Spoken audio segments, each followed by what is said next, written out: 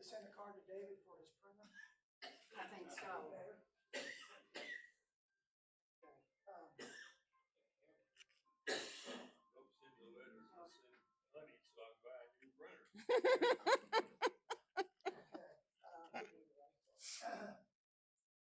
Well, we're glad to have Erin Cash with us today. Erin was kind enough to switch dates to be able to we need to make changes in September, but we're glad to have her here today from the seminary, and she's apparently bearing gifts, which was I do come bearing very gifts. nice. We appreciate that. Erin, what's your position at the seminary? I am the project director for the Thriving Congregations project at Lexington Theological Seminary. And you're married to clergy? I am. My husband is Chris Cash. He's the pastor at First Christian Georgetown. You have children? I have a 20-year-old stepdaughter who is majoring in veterinarian technology at Murray State University in Murray. Well, we're so glad to have you. Thank you. Thanks for coming. It's good to be here. All right. All right, so I threw Jerry off a little bit a few minutes ago. I said, which of my presentations do you want?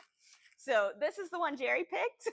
So if you don't like it, I have 6 or 7 others. We can be here all afternoon. In those bags I gave you are also some resources. And so I just wanted to highlight what's in there. My printer was also being quite crabby today. So if you have pictures of Jerry Sumney that are in purple instead of in green, I am happy to give you a better copy because I do have some extra ones.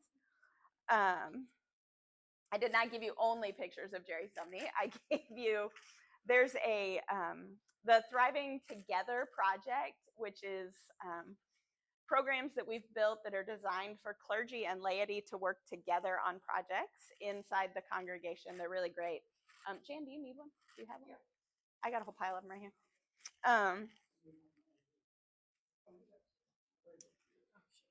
Sure. Okay, so let me tell you what's in there. This one is a little brochure that we share with people that tells you about all of the Lily projects that the seminary has right now. It's mostly informational reading if you're interested in all the things we're doing. Yes, ma'am? The question is LTS the leading institution for having the most Lily projects? Possibly, I don't know. I feel like it. We have a whole lot of Lily projects happening right now. 1, 2, 3, 4, 5 of them at the moment. And then you should have a green sheet that's called Investing in Elders. That is a workshop that we did through the Thriving Together project. That one is, all of it is done with those little QR codes on the bottom. And so you can just take that right into your congregations and do workshops directly with that sheet of paper. You don't have to call me. You can call me, but you don't have to. And then Mark sent you a fundraising brochure, so that's in there. It's called Equipping Leaders for Ministry. And then the other piece I wanted to point out to you, because I'm not going to cover it in detail today, is this one. This is the 10 Traits of Thriving Congregations. This is the root of the work that we're doing through the Thriving Congregations project at LTS. This is a booklet that I put together that is in the process of becoming an actual book. This should, pending printers and all of those kind of things, it should be available this summer. The book on the 10 traits of the thriving congregations. But this one is designed as a workbook. So you can take it, you'll notice it's just got a couple paragraphs on one of the traits and then some questions for reflection. So you can use this you can use it with your elders, you can use it with deacons, you can use it with a board, you can do it for yourself and just sit and think about it. But it's there for you.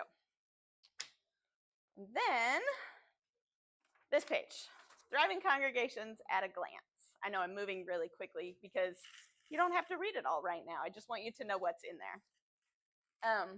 This page will tell you a little bit about the history of the project, the Thriving Congregations project. The favorite thing I love to say about this is we applied for this grant in 2019.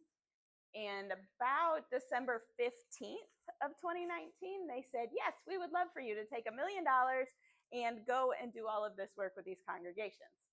We had planned for travel trips and workshops and in-person gatherings and strategy sessions.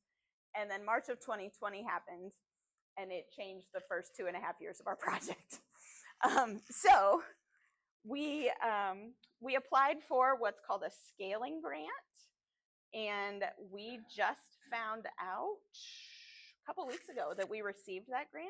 So we get another 3 years to work on that project.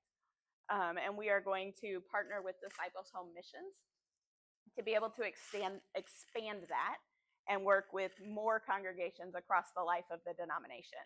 So that's really exciting news. They gave us another $500,000, and I'm thrilled to get to do it. So I'm going to share with you a few of the slides out of this. So I covered this with you. You've got that booklet out of this project. But I want to give you a few little updates on what we've been learning recently about what it means to be a thriving church. And I tend to function very conversationally. So if you have questions or want to interject something or say, I think you're completely wrong and here's why, feel free. Just interrupt me as we go. All right, so we are working right now with about 30 congregations. Half of them are from Kentucky, and then the other half come from the upper Midwest, Arizona, and Florida. How did we choose those regions? At the time, in 2019, we chose regions that had a strong partnership with the seminary already. They were being led by alums of regional ministers who were alums of the seminary. That was one of the tactics. The other piece was that the churches we were going to use had to be racially, ethnically diverse. They had to be size diverse, and they had to already have some sort of partnership with the seminary. And so they had to be pastored by alums, or they had to have student ministers in them that were LTS students, those kinds of things. And so we really just started looking and saying, where can we get that? Where do we get the racial ethnic diversity? Where do we get supported or congregations that are pastored by LTS graduates, things like that? And that's how we chose those other 3 regions to participate in the first step of this project. These congregations worked with us for 4 years, 20, 21, 22, and 23. And at the end of 23, we had identified these 10 traits that are in this booklet that you have. And we had been working with them repeatedly to ask those questions about, how do you live that out? What does it mean to be a generous congregation? What does it mean to be a risk-taking congregation? Those kind of things. And so at the end of 23, I polled them, those pastors. In this particular category, we had 19 that I polled. 12 of them responded, which is a really pretty high response rate for a survey. And this is what I asked them. Which traits does your congregation do really well? Which traits does your congregation not do well? What traits are missing from our work? And what traits do you want to discuss further? And so this is what they told me. These are the 10 traits. By the way, they're a little bit different because of this research. They're a little different in the book that you have. But at the time, these were the 10. And so out of 19 churches, almost half of them, said that these are the 3 things they do the best. They know who they serve. We now call that is rooted in their mission and vision, just because it's clearer. That they're innovative, and they're good at collaboration with ministry partners. Second was that they do clergy-laity partners really well. And then you can see it drops off from there. So half of them or so said they do these really well. And then just a few said this. They're possibility seekers, that they actually want change. I think that's the hardest one it's great for pastors. Pastors and lay leaders, really connected lay leaders, actually do desire change in their congregations. But when you get to people in the pews, it's hard. Right? We come to church because it's comforting and it's what we know and what we expect. And when you start tweaking it and tinkering with it, people get anxious. Willing to take risks, understand rest, rejecting fear, and then asking wise questions. They said that they really, really struggle with this. So with which, yeah, go ahead. They struggle with the ability to ask questions or the desire to. Desire. Yeah, they're critical thinkers, especially these congregations. But a lot of times they don't want to ask those wise questions. They don't want to say, how has our neighborhood changed? And are we still ministering to the neighborhood that we currently have, or are we ministering to the neighborhood we had 25 years ago? Those are the kinds of questions that the congregation really wrestles with being willing to ask. So with which traits do they struggle? Number one answer was desire change. Is that surprising to any of you?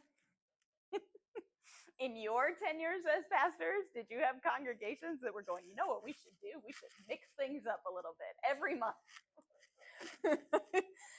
Taking risks. Taking risks is really difficult for churches. One of the things that we have learned from these congregations is that thriving congregations, they do admit that they struggle with it, but they see the value in it.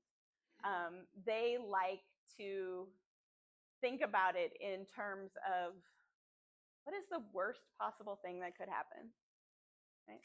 What if we did this thing? What's the worst possible thing that could happen? People don't like it. People don't show up. Well, okay, we won't do it anymore. Sometimes getting the lay people on board with that is challenging, but they like to do it. They almost universally will tell you that they have a really hard time with rest. Thriving churches tend to be really busy places. And so not only do they not let their pastors rest, but their lay leaders don't rest, their ministries don't rest. How many of you have served a congregation that, I use this one because it's low-hanging fruit, that have a VBS program that they're still trying to run exactly like they were running it in 1985, and they're tired and frustrated, and 4 children are coming? My church. My church is exactly one of those churches. And that comes with all of these things, right? Understanding rest, rejecting fear, seeking possibilities. Because the rejecting fear, when it comes to VBS, this is happening in congregations all over the place. Well, but if we stop doing it, what are our families going to do? They're going to send their kids to VBS at some other church, and then maybe they'll like it so much that they'll start attending that church. The kids aren't going to VBS. That's why no children are at VBS. It's because they're not going. It's not because they're choosing the VBS next door. They're just not going. So if we take these risks and we reject the fear, we let that go, then we have more room once it loads to seek possibilities. Okay, so the old VBS model is not working for us. What other options are there? What could we do? Asking wise questions. How do we engage our families? Have we asked our families what they want for faith formation for their children? Have we asked our families what schedule they want for faith formation for our children? The busier our families get, and the less. So when I was a kid, we did not have sports practices on Wednesday night, right? Because so many churches had Wednesday night programming. And so they made space for that inside the life of the public sphere. Well, that's not happening anymore. They practice 5 nights a week, at least. Right, sometimes, they practice 5 nights, they have games too, but they're busy, right? So maybe the problem is not that our young families don't want faith formation for their children, but that Wednesday night is not the right time for it. But if the church is unwilling to ask that question, they're never going to get anywhere, right? There's no possibility to be sought if we're not asking those questions. Clergy and laity partnerships, I want to spend a little time talking about that. They say they're really good at these. They say they're pretty good at knowing who they serve, collaborating with their neighborhood partners, and innovating. I would argue that they see this differently than I see this. I'm not sure they're quite as innovative as they like to believe they are. Then I asked them, so out of those 10, these 10 traits were the original ones that we were working with. What's missing? What do you see that's missing? Because when they told me, I went, obviously.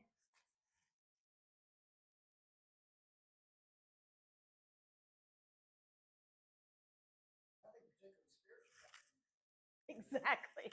Right. These could be the 10 traits of a thriving united way, right? Or a thriving school.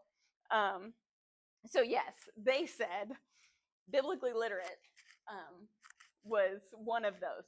We have had long conversations about what it means to be biblically literate, because that gets co-opted, right, into biblically literal. So the language we're using now is rooted in the scriptures, and we are working on what does that look like. What I've actually been writing that chapter this week in the upcoming book. What does it look like to be rooted in the scriptures?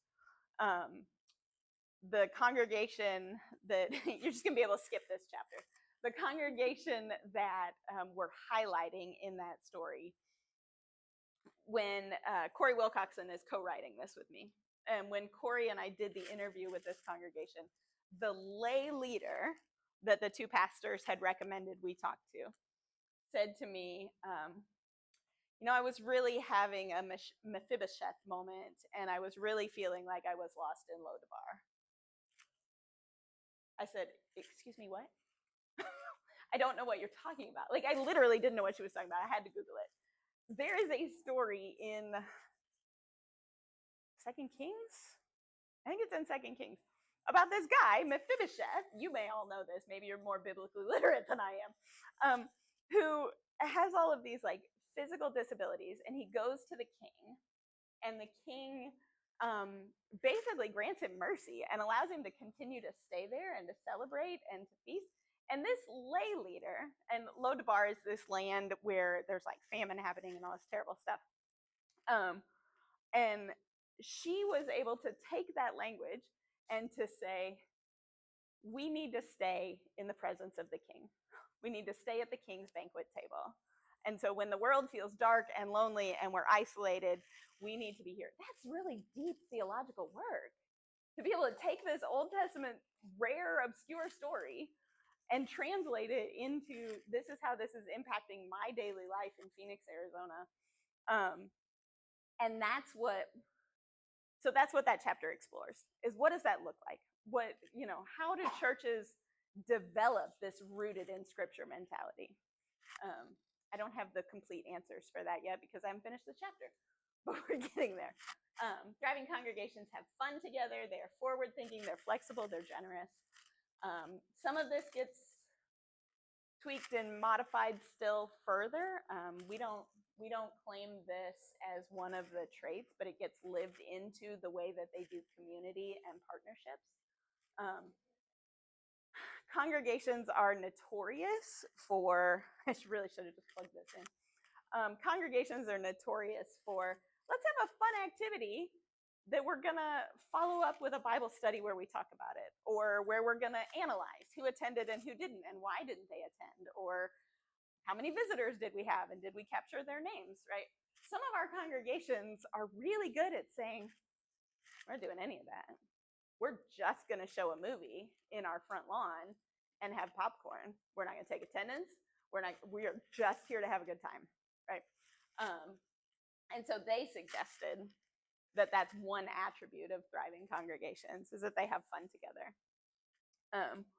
Generosity became a huge part of it for us. We are beginning to see that congregations who live with a scarcity mentality, which I would argue are not churches that are thriving because they're not taking those risks, are not generous. If you are so afraid that every last dollar that you have is about to be spent on a crumbling physical structure around you, you're not super eager to give those dollars away to other people.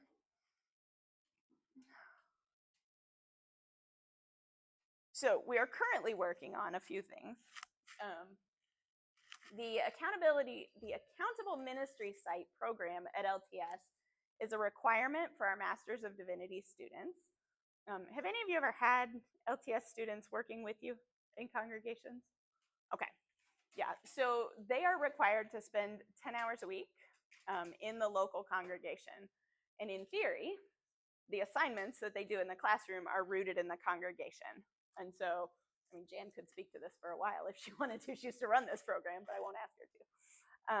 So for example, when I had a preaching class, it was, you need to work with the pastor in that congregation and set up a time when you can preach.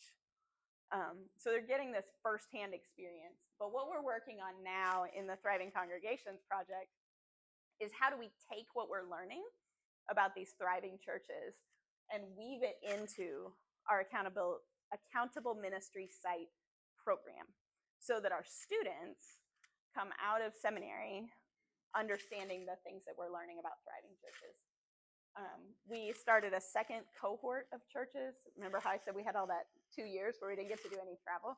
We ended up with about $60,000 extra dollars. And so we took that and we pulled 7 African-American churches in Kentucky, 2 Baptist churches, an AME church, 3 disciples churches, and a disciples/UCC church, and pulled them together to start another cohort. I've talked to you about the book. There's some more articles coming in the bulletin, the LTS quarterly, things like that, about what it takes to be a thriving church. So I want to give you this one example because I think it's really neat. What does it mean to be a thriving, innovative church? You know, I told you I think this is one of the traits that they don't do really well. Innovation comes from 3 things: new thinking, new actions that produce increased value. So when you think about, like, usually we think about innovation in the tech sector. How are our cell phones getting better? How are our printers getting better? How are our cars getting better? New thinking, new actions, which create increased value. So we're thinking about this in the life of the church. New ideas are insufficient. You can't just say, oh, it would be really great if we had kids programming on Saturday mornings because nobody's busy on Saturday mornings. Well, that's, number one, it's not new thinking, right? Because all of our sports teams are practicing on Saturday mornings, so that's not new. So how do we think in new ways? Well, we have to start by rejecting that fear. And I can't answer this question for you because it's so contextual, right? So you know, as pastors, better than anybody, what's happening in your community. But you have to really start looking at that and saying, what's working? What are our families drawn to? How are we doing that? And then bring that into new actions. Something has to be new or improved in order to be innovative. You can't just reinvent the wheel and say, this is an innovative wheel. The wheel has to be better in some way. And what we try to do sometimes is we try to skip the new thinking. Try to just create a new action and hope it creates increased value. But without this portion of it, this is not actually creating anything that's new and improved. And so in the corporate world, the value is for the consumer. In the church world, who's the value for? Who benefits from increased value in innovation?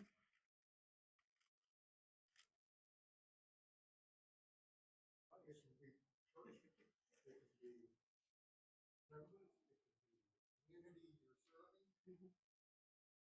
Right. Value could be a lot of different places. Right, exactly. And that's really what you have to kind of think about too. It can be for the glory of God. So maybe we're thinking and new actions and increased value in worship because we're recognizing that our worship has lost some of its worship. It's not as worshipful anymore. So we're thinking about it in that way. It might be the community. How are what we doing better impacting our community? Maybe it is for our local people or our members. Maybe it's for our staff. We need new ways to keep our staff supported, new ways to be increasing the value for them in some whatever. They need more rest, they need more support, they need more governance, flexibility, you can innovate anything you want to. So why do you think it's so hard to innovate and identify innovation inside the church? Go ahead. Back in the mid-90s, I worked as an organizational development consultant. Worked for women in ministries. Churches I went into, I found for the most part, the thing that created the real blocking was the organizational structure of that church. Set up to block rather than to prevent. Yep, churches are real good at that, and we've actually gotten better at blocking things in our governing policies because of the culture where we live, and we're running this, how do we protect our congregations from potential steeplejacking? And we've seen how churches can be co-opted by the worst of ourselves. And so my church just redid all of our governing documents, and part of what we really wrestled with is how do we be a permission-giving church while still protecting the structure and the integrity of the organization. What is it in the churches where you currently worship and serve? What is it that prevents those new thoughts from becoming new actions? Larry's chuckling. 23-year-old, 25-year chair of the board. Yep, that'll do it. 25-year-old chair of the board will do it. Not 25-year-old, 25 years in service as chair of the board, sorry. But yeah, old structures, right? Traditions, habits. If we like to call them traditions, a lot of times they're habits. Or leadership that's not providing leadership. Right, exactly. What's your congregation value that innovation could help?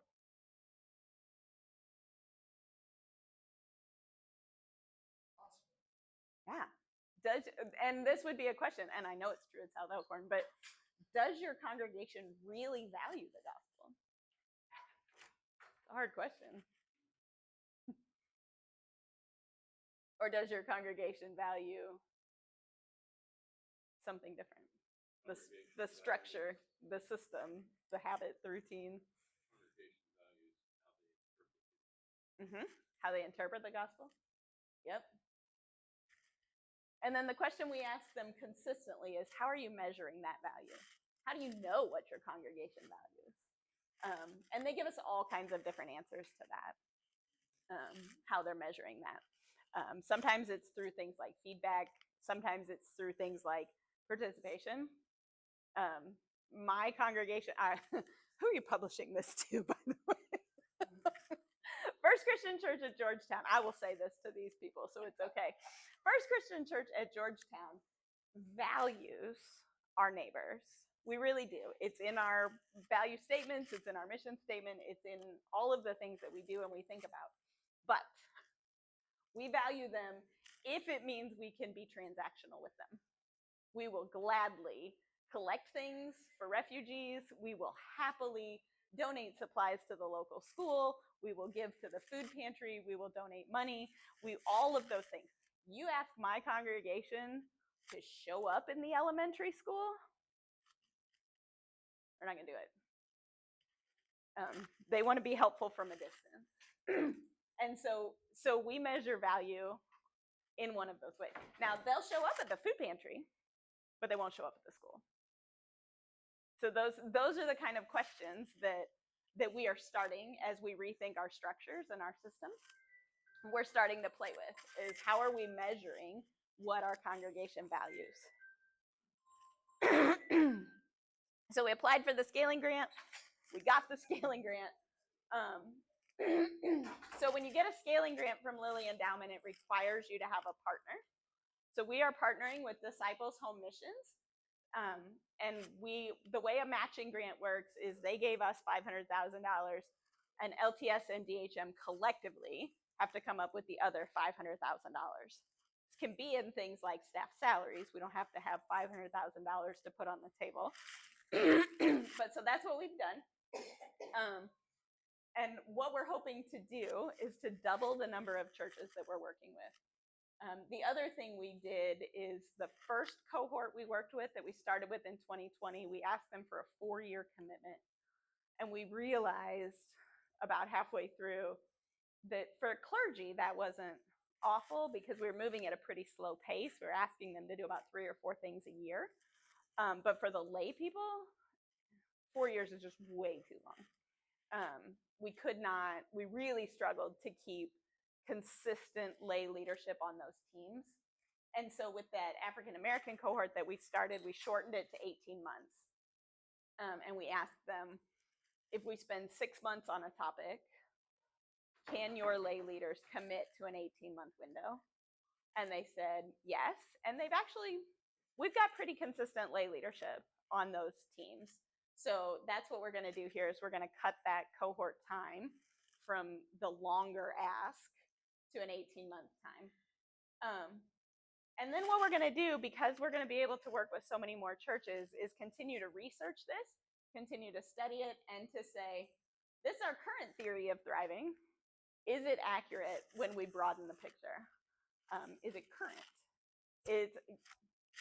These might change in the next 4 years. I mean, we're entering into a new phase of American Christianity, I really believe. And the question's going to be, are these the same? Is the church the same place that it was in 2019?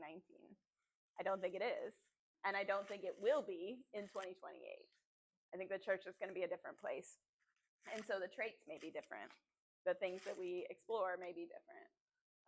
My book may be completely irrelevant by the time 2028 rolls around, right? Like all these books that came out in 2019 about what it meant to be a vital church, they don't mean anything now. What questions do you have about that? And then I'll give you just a brief little rundown about what's going on at the seminary. I'm just wondering, are you basically just getting information from these congregations, or is there some facilitating them? Yes. Yes, I did not give you that piece of the rundown. I'm sorry. So here's how this project worked. We asked these congregations to give us 4 years, and we have 4 topics that we wanted to research with them. Basically, we said to them, if you'll give us 4 years of your time, we will give you $1,700 per year to experiment and to do some work if you will let us poke around inside your church. And so the original plan, the 2019 plan, was for year 1 to be about mission and vision, helping congregations clarify their mission, understand their mission, figure out who their neighbors are, those kind of things. Year 2 was about sustaining pastors. How do we keep pastors healthy and flourishing? Year 3 was to be about how do we build and sustain an empowered laity? And then year 4 was asking the question, how do we measure success? We got about 6 minutes into year 2 where we were talking about clergy and realized that you cannot build healthy, balanced clergy without also talking about the laity. And so what we did instead is we spent 2 years talking about clergy and laity in partnership. What does that look like? To have shared leadership, to have balanced power, to work in community with one another. And so then when we move into the next cohort in the scaling grant, now we have 3 themes. So we have mission and vision, clergy and laity in partnership, and measuring success. So they'll spend 6 months on each of those topics. And we will, I think, I'm in the planning phases, think we're going to start with, the other thing we did wrong is we added these Arizona churches to all of these churches that were in the Eastern time zone. All right. So that was fun because, you know, if you have something at 7:30 p.m. Eastern time, it's only 4:30 in Arizona half of the year and 5:30 in Arizona the other half of the year because they don't live on daylight savings time. So what we're doing in this second cohort is, I think we're going to start with Pacific and Mountain time because we had so few churches in the Mountain West and the West Coast. We're going to start there and do a cohort in those 2 time zones. and then the second cohort will come in the Central and Eastern time zones. So if you're saying, "Ooh, I want my church in the Thriving Project," you got to wait a year and a half before we come back to Kentucky. Does that help, Jerry? Did that clear up what you were asking me? Or not at all?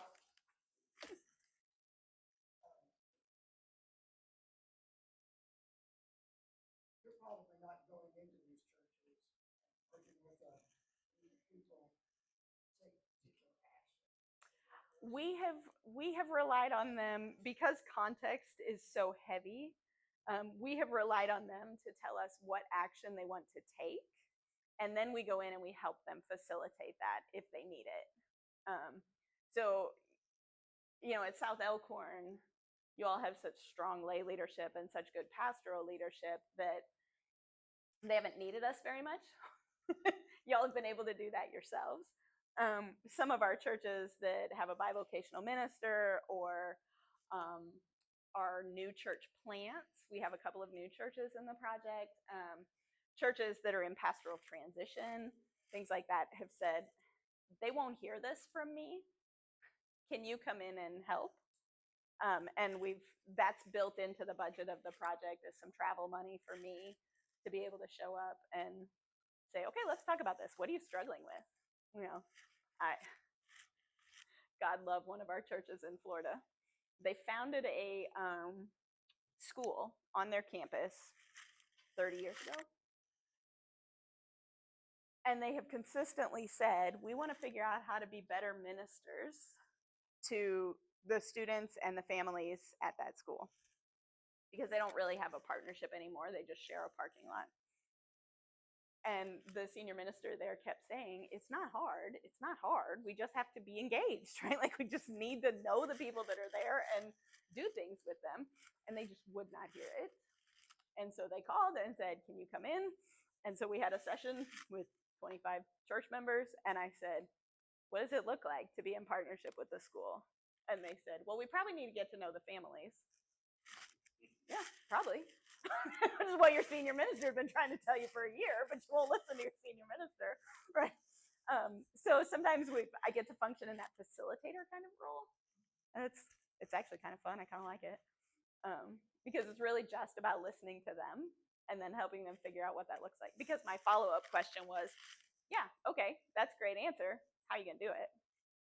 And let them come up with what are the ways we can get to know the families, right? Because when you're talking about a school, gone are the days where you can just walk in, right? I mean, there's all the security and all those kind of things. So how are we going to do that? What's it look like to get to know those families? And they said, what if we had an ice cream social? I said, now you're talking. When would you do that? Yeah. And what are you going to do when you get there? You can't just serve ice cream if your goal is to get to know the families, right? So, I mean, basically they flew me to Florida for me to have a conversation about an ice cream social. But if you won't, right, it's not a bad job. But if you won't listen to your senior minister because your clergy and laity balance is all messed up still, then sometimes you need that. And they were successful with it. I mean, they had a great turnout at that, and they, got to know some families and some kids. What other questions? Anything else? My contact information is on the back of that little booklet. I also get paid to come do this kind of work in churches that are not in the project. So if you need me or your church needs me, you know where to find me. I think that's it. Do you have any questions about the seminary in general? I will tell you, since I'm no longer the director of admissions, I don't know as much as I used to. But I have a handy reference sheet that Mark sent me with. Well, thanks for the opportunity to be here. He said, if you need anything, you know where to find it. You're welcome.